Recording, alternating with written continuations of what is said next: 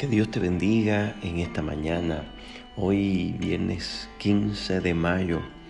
Damos gracias al Señor por sus misericordias que son nuevas en esta mañana. Damos gracias al Señor porque nos regala un día más de vida, donde tú y yo podemos abrir nuestros ojos a la luz de un nuevo día, donde podemos experimentar las bendiciones del Señor de diferentes maneras, como Él sabe hacerlo. Es para mí una alegría en esta mañana poder llegar hasta tu hogar y unirme contigo en un tiempo de reflexión, donde podamos conectarnos con la palabra del Señor y también conectarnos entre nosotros. Así que para mí es un privilegio, una alegría poder contar con tu sintonía en esta mañana, con ese tiempo que puedes dedicar para reflexionar conmigo en la palabra del Señor. Permíteme recordarte que precisamente el día de hoy, con todos los colores que pueda tener, con todas las particularidades que pueda tener, sigue siendo el día que hizo el Señor para que tú y yo nos podamos gozar y alegrar en Él. En esta mañana quiero dar gracias al Señor porque en el día de ayer, anoche, estuvimos reunidos, la junta directiva de nuestra iglesia, para trabajar con las proyecciones, ¿verdad?, que nos esperan para cuando tengamos que retomar la experiencia de congregarnos en el templo. Sabemos que van a venir muchos cambios, que hay muchas dinámicas que van a cambiar. Y es importante que nosotros podamos ir preveyendo todas esas cosas y preparándonos para que cuando llegue el momento no nos tome por sorpresa.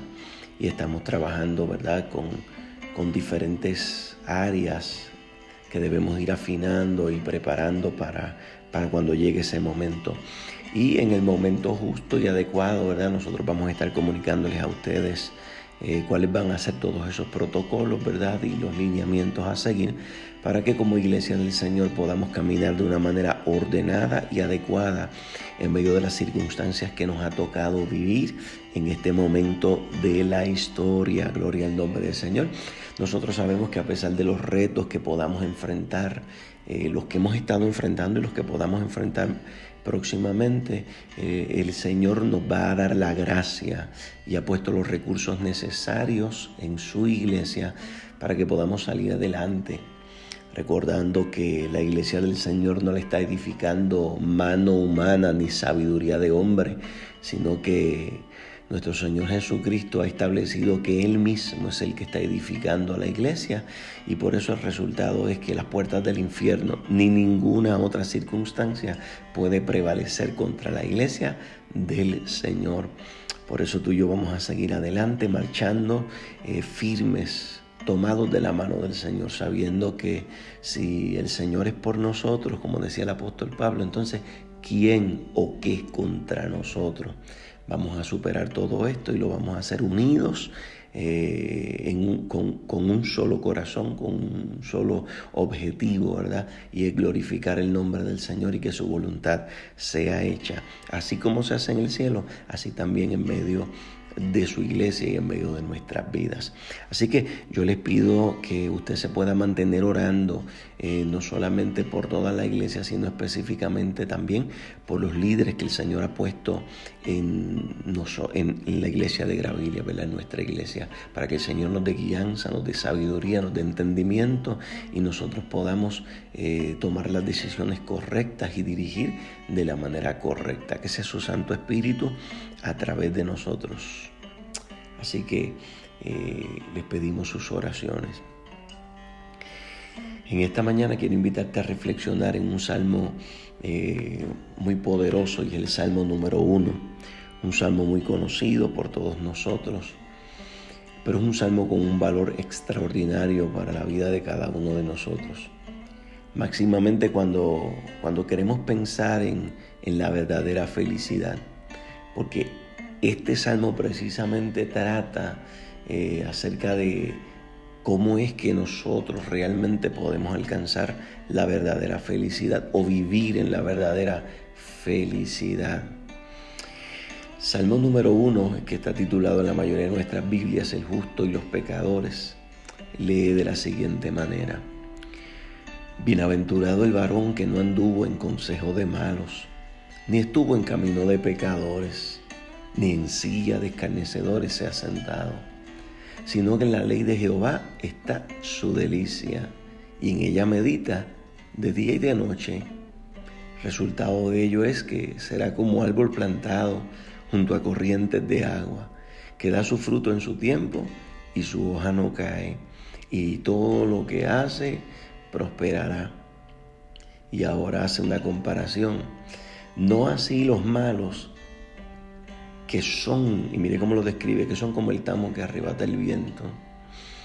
Por tanto, no se levantarán los malos en el juicio, ni los pecadores en la congregación de los justos, porque Jehová conoce el camino de los justos. Y este conoce aquí va mucho más allá que el conoce intelectual. Está hablando de una experiencia cercana. Jehová conoce el camino de los justos, mas la senda de los malos perecerá. Y esa es la palabra del Señor para reflexionar en esta mañana. Les decía que este salmo encierra la clave para la verdadera felicidad. ¿Por qué? Este salmo comienza con una expresión muy particular: bienaventurado.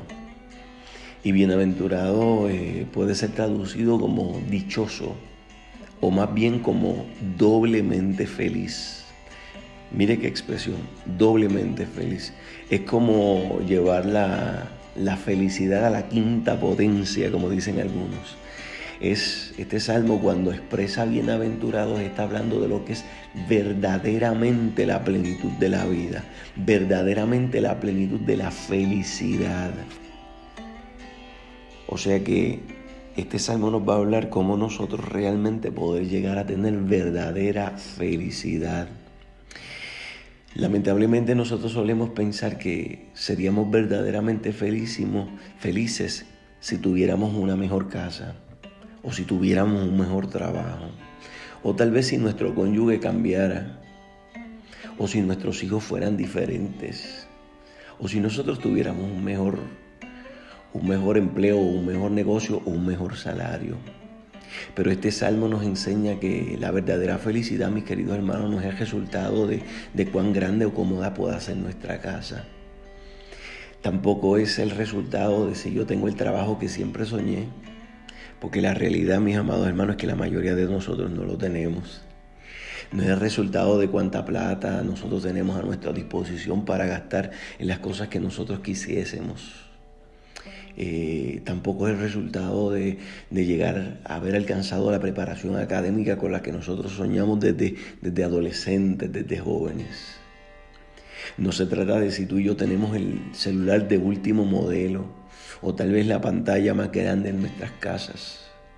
La verdadera felicidad no se trata de si nosotros tuviéramos el cónyuge que nosotros quisiéramos, o si nuestros hijos fueran como nosotros quisiéramos. De hecho, la verdadera felicidad no es el resultado de que nuestros sueños se hagan realidad. Este salmo nos enseña a nosotros que la verdadera felicidad, la felicidad plena, es el resultado de guardarse para Dios, número 1. Así como usted lo oye. La verdadera felicidad viene como resultado de uno aprender a guardarse para Dios. Allí él describe que es dichoso, es doblemente feliz, es bienaventurado el varón que no anduvo en consejo de malos, ni estuvo en camino de pecadores, ni en silla de escarnecedores se ha sentado. O sea que la verdadera felicidad es el resultado de entender que Dios me ha escogido a mí para Él, que te ha escogido a ti, y que el Espíritu Santo que le ha hecho morar en nosotros nos anhela celosamente. O sea, es entender que Él no quiere que yo sea de su propiedad y de otro, sino que tú y yo seamos su exclusiva propiedad. De hecho, cuando usted mira el libro de Éxodo, una de las cosas que usted se va a dar cuenta que el concepto predominante cuando Dios habla de un pueblo santo no es tanto el énfasis en un pueblo que nunca peca. No es tanto el énfasis en un pueblo de que no tiene nunca, no comete ningún error, sino más bien un pueblo que es exclusivamente para Él, para sus propósitos. Cuando ella habla de santidad, lo que está diciendo es que yo quiero que sea exclusivamente mío. Que no es para los propósitos de otro y para los propósitos, no, que es exclusivamente para mis propósitos, para mis anhelos, para mis deseos. Es ser una propiedad exclusiva de Dios. Es esta experiencia, mis amados hermanos, de nosotros poder renunciar y rechazar todo aquello que no concuerda con la ruta que el Señor nos ha trazado. Es esta experiencia de nosotros poder discernir en nuestra vida y entresacar entre aquello que agrada a Dios y aquello que le desagrada a Dios. Es esta experiencia de nosotros poner como prioridad no los anhelos de nuestra carne o las pasiones de nuestro interior, de nuestra alma, sino qué es lo que a Dios realmente le agrada, qué es lo que realmente Dios quiere en todo esto. Eso, en este concepto, en este contexto, es santidad. Es esta experiencia de poder responder ese llamado que Dios le hizo a Jeremías cuando le dijo: mira, si tú entresacares lo precioso de lo vil, el resultado es que serás como mi boca. Es esta experiencia de yo poder entender que Dios me llama a santidad y que santidad es mucho más que a veces lo que yo me puedo poner o lo que yo me puedo quitar, que tiene su lugar importante, pero que va mucho más allá que eso. Que santidad tiene que ver con a quién yo entiendo que yo le he entregado mi vida y yo le debo mi tiempo, mis pensamientos, mis acciones, mis decisiones, mis anhelos. Es entenderme que yo soy propiedad exclusiva de Dios y que Dios no me comparte con nadie más. Cuando yo entiendo qué es realmente guardarme para Dios y yo lo asimilo en mi vida, lo pongo en función, lo pongo en práctica en mi vida, eso comienza a traer gozo y alegría. Eso comienza a traer verdadera felicidad en mi vida. Yo no sé si a usted le ha pasado que usted ha tenido que enfrentar cierta tentación en la cual usted sabe que usted ha estado luchando, pero usted aferrado de la mano del Señor, tomado de su mano, usted ha logrado vencer la tentación. ¿Y cuál es el resultado cuando usted sale al otro lado y ha vencido la tentación? ¿Acaso no le embarga un sentimiento de felicidad profunda, de alegría plena, de un gozo pleno? ¿Por qué? Porque usted ha estado precisamente guardándose para Dios. Usted ha logrado vencer la tentación. Y este salmo nos ilustra a nosotros que fuente de verdadera alegría, fuente de la verdadera felicidad, es nosotros poder guardarnos para el Señor. Ojo, y entienda bien, yo con eso no le estoy diciendo que nosotros en ocasiones a veces no cometemos errores. Pero lo que les estoy diciendo es que todo el esfuerzo de nuestra vida, la concentración de nuestra vida es: yo me voy a guardar para el Señor. Yo entiendo que yo soy propiedad exclusiva para Dios. Y yo no puedo estar caminando con Dios y a la misma vez coqueteando con las cosas del mundo. Que yo no puedo andar abrazado de Dios y a la misma vez tomado de aquellas cosas que yo sé que a Dios le desagradan. Eso es guardarse para Dios. Y siempre que tú y yo podamos vivir en esa experiencia de guardarnos para Dios, en esa dinámica, el resultado es que va a comenzar a manifestarse en nuestras vidas la verdadera felicidad. Todo lo contrario de nosotros entregarnos al pecado. Porque el pecado, y alguno podrá decir, pero es que el pecado es dulce. Sí, el pecado es dulce, pero en la boca. Pero cuando llega adentro, es amargo como el ajenjo. Es amargo y agrio como la hiel. Porque el pecado puede producir placer momentáneo. Pero el placer momentáneo no es verdadera felicidad. No es dicha. No es ser doblemente feliz. El pecado en el momento sabe bueno, pero luego sabe amargo.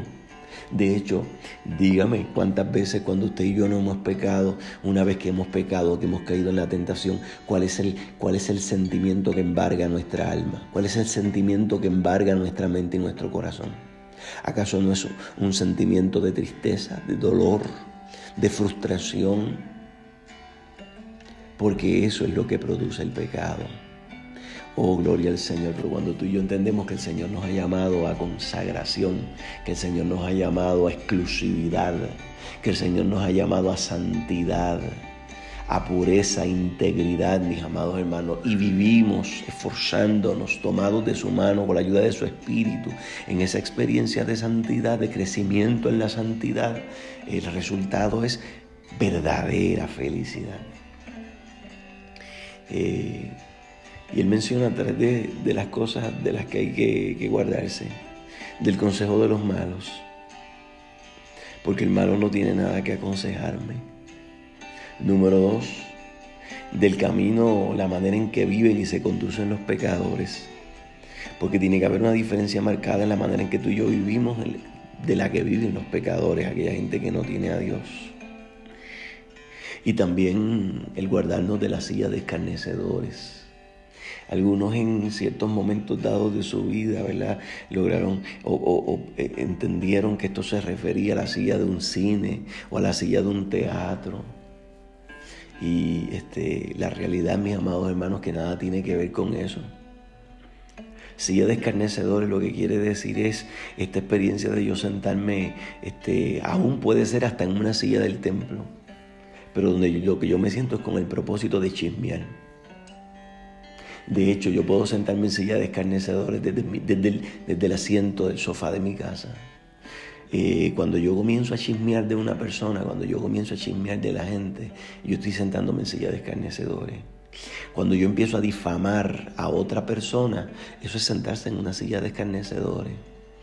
Y algunos tienden a darse licencia de difamar a otra persona o a chismear de otra persona diciendo, pero es que es la verdad.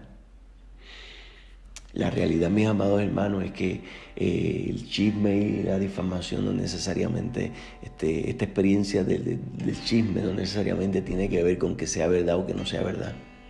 Porque algo puede ser verdad, pero cuando yo lo estoy hablando en una manera que la realidad lo que estoy buscando no es restauración, no es glorificar a Dios, eso se convierte en chisme. Lo tercero que presenta como algo de lo que tú y yo nos tenemos que alejar, pues precisamente de eso, de la burla. Porque sentarse en silla de escarnecedores es sentarme a burlarme de otras personas, de burlarme de diferentes aspectos de otras personas. Mire, un grado un factor o un elemento que determina que nosotros hemos alcanzado madurez es que nosotros hemos dejado de burlarnos de las demás personas, de las diferencias de las demás personas. Yo puedo aceptar que fulano piense diferente a mí y a mí puede que no me haga sentido su postura o su comentario o su manera de ser, pero eso no me da licencia a mí que yo pueda burlarme de él. La pregunta es, ¿y cómo se siente el Espíritu Santo dentro de mí cuando yo comienzo a burlarme de otra persona? Son cosas de las que tú y yo tenemos que guardarnos si queremos ser verdaderamente felices. Cuidémonos de todas esas cosas y vivamos consagrados al Señor. Segundo elemento que presenta aquí el salmista como necesario para poder vivir y descubrir la verdadera felicidad es descubrir el verdadero valor de la palabra de Dios. En el verso número 2 él dice, sino que en la ley de Jehová está su delicia. Es esta experiencia de llegar a entender, de llegar a dimensionar que no hay nada más valioso que nosotros podamos contar con la palabra de Dios en nuestras vidas. Es descubrir que esa palabra es mucho más que letra, es mucho más que un libro, es espíritu y es vida, como dijo nuestro Señor Jesucristo. Que la palabra es medicina para nuestros huesos, que la palabra es luz que da dirección en medio de la oscuridad, que la palabra es ese fuego que nos purifica, que purifica nuestra alma, que purifica nuestra mente, que purifica nuestro interior. Que la palabra es comparada con el agua para nuestra alma sedienta. que es comparada con el pan para nuestro ser hambriento.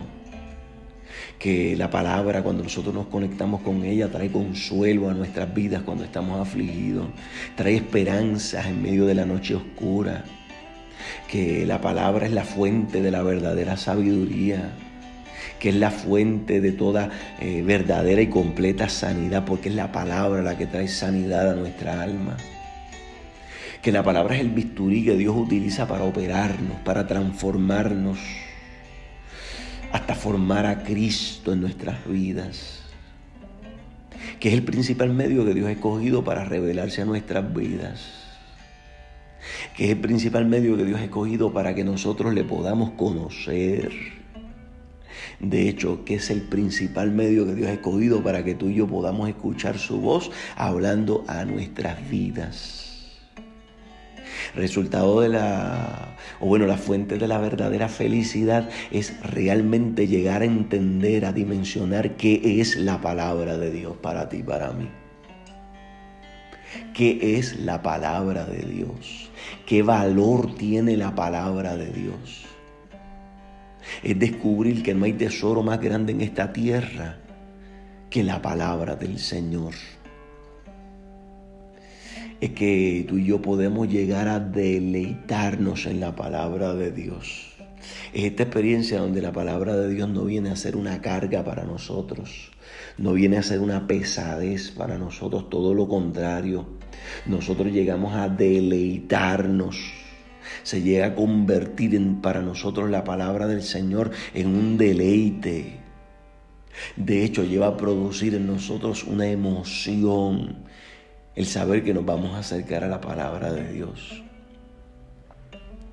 Y como yo sé que yo he llegado a esa experiencia, como yo sé que yo he llegado a dimensionar, a descubrir el verdadero valor de esa palabra. Bueno, el salmista aquí nos da unos elementos. El primero de ellos, la palabra de Dios pasa a ser algo que llena mi vida. Es más, no algo, sino aquello que llena plenamente mi vida. Es algo que yo disfruto, entrar en contacto con la palabra. Es aquello que yo siento que satisface la sed de mi alma. Se convierte en una experiencia placentera el yo poder acercarme a la palabra. En otras palabras, yo llego a enamorarme de la palabra de Dios. Así lo expresó el salmista en el Salmo 119 y verso 2. Donde dice que gloria al nombre del Señor, oh cuánto yo amo tu ley. ¿Por qué? Porque para el salmista había trascendido la experiencia de la palabra a una mera lectura o a un mero ejercicio de pensamiento. Se había convertido en la pasión de su vida, se había convertido en el amor de su corazón. Y es que cuando nosotros entramos en contacto con la palabra, mi amado hermano, entramos en contacto con Dios. ¿Qué valor tiene la palabra de Dios para ti? ¿Cuánto amas tomar tu Biblia, irte a solas a leer la palabra? ¿Cuánto valoras esta experiencia de estar conectado aquí con los hermanos, reflexionando en la palabra? ¿Cuánto valoras eso? ¿Qué valor tiene la palabra de Dios para ti? ¿O es acaso un libro que solamente abres cuando llegas al culto? Y después de casi 2 meses sin congregarnos, hace 2 meses que tu Biblia está cerrada allí cogiendo polvo. Ese es uno de los indicadores de si realmente tú has llegado a comprender y a dimensionar cuál es el verdadero valor de la palabra. Y lo segundo es que el segundo elemento que me dice si yo he llegado a comprender el verdadero valor de la palabra es qué lugar ocupa la palabra de Dios en mi mente y en mi pensamiento. Si la palabra de Dios ocupa el lugar más preponderante en mi mente y en mi pensamiento, entonces yo he llegado a dimensionar el valor de la palabra de Dios. El salmista aquí dice que el resultado cuando tú y yo dimensionamos el valor de la palabra es que en su ley meditamos de día y de noche. ¿Qué ocupa la mayor parte de tu pensamiento? ¿Cuánto piensas en la palabra del Señor? Meditar es esta experiencia de estar analizando, de estar pensando con agudeza, de estar analizando, de estar reflexionando como lo estamos haciendo en esta mañana y como lo hemos estado haciendo constantemente. Pensando con detenimiento, a veces por periodos prolongados. Es preguntarle al texto, es inquirir, es tener un diálogo con el pasaje que trasciende al relato que yo estoy leyendo y se mezcla con mi realidad actual.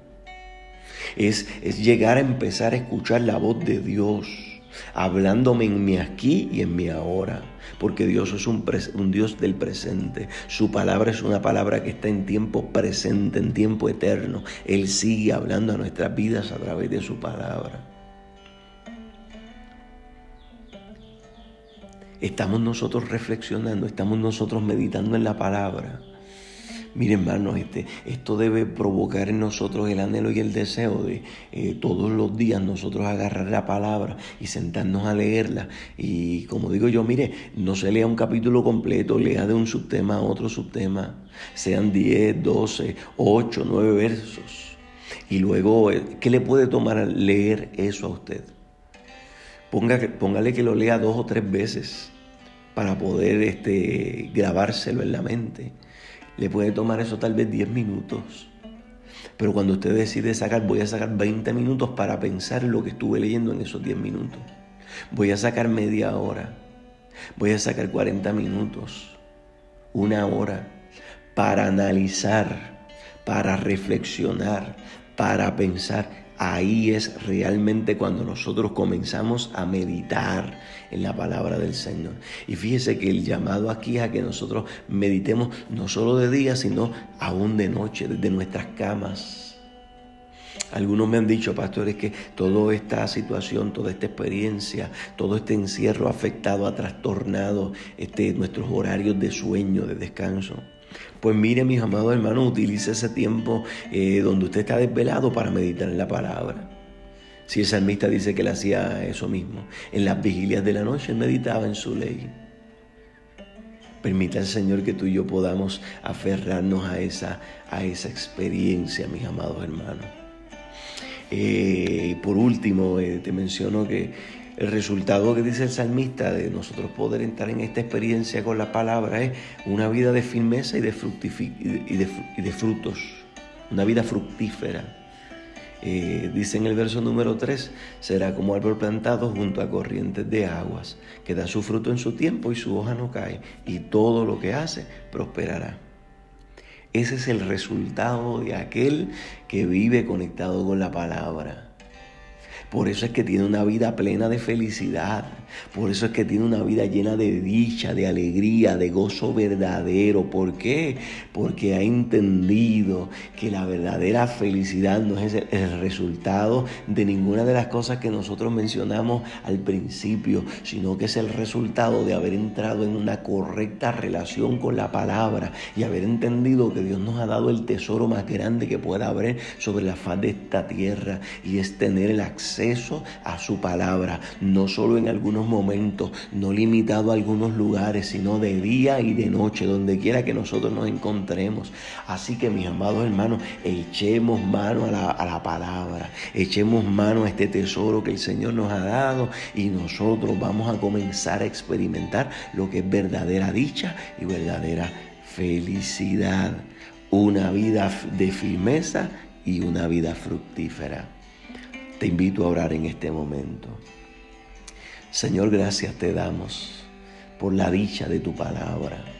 Gracias porque hay verdadera felicidad en Cristo Jesús. Gracias porque hay verdadera dicha, porque hay verdadero gozo. Cuando nosotros decidimos amarrarnos a tu palabra, cuando nosotros decidimos dimensionar el valor, el tesoro tan grande, Señor, en tu palabra.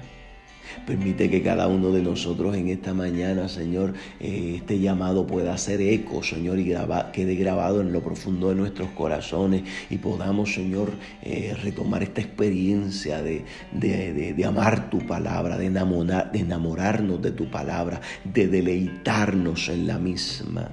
Que no sea para nosotros una carga ni una pesadez, Señor amado. sino que sea una experiencia maravillosa donde nosotros podamos escuchar tu voz fuerte y claro, Padre Celestial, para que nosotros podamos experimentar, Señor, la dicha de la verdadera felicidad y una vida llena de frutos y con firmeza, aún en medio de las circunstancias adversas y negativas que se puedan estar enfrentando. Padre, en el nombre de Jesús yo oro porque cada uno de nosotros, cada uno de mis hermanos allí en nuestros hogares, podamos, Señor, entrar en esta experiencia, Señor, de amar tu palabra con todo nuestro corazón.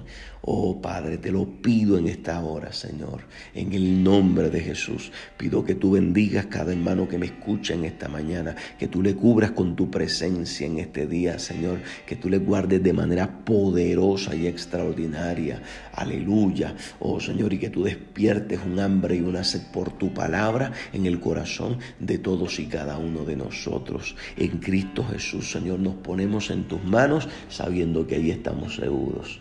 Amén y amén. Que Dios te bendiga, mi amado hermano, y que el Señor te guarde en este día, que Él haga resplandecer su rostro sobre ti, que tenga de ti misericordia y que ponga en ti paz. Recibe un fuerte abrazo en el amor del Señor. Que Dios te bendiga.